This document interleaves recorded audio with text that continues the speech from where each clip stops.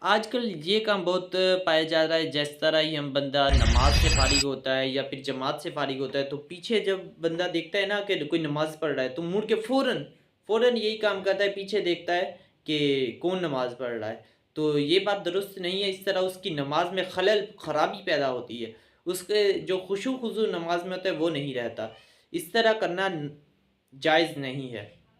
اور اسی طرح بعض اوقات بندے تو منہ کر کے بھی بیٹھ جاتے ہیں پیچھے کی طرف، پیچھے کوئی نمازی پڑھ رہا ہے کہ یہ فارغ ہو میں جلدی جلدی سے چلا جاؤں، اس طرح کرنا جائز نہیں ہے۔ تو اس طرح اس کی نماز میں خشوع خضوع بھی نہیں رہتا، تو اس طرح کرنا مناسب نہیں ہے، جائز بھی نہیں ہے۔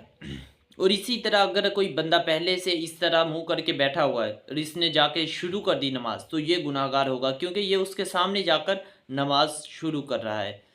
صلو علی الحبیب صلی اللہ تعالی علی محمد صلی اللہ علیہ وآلہ وسلم۔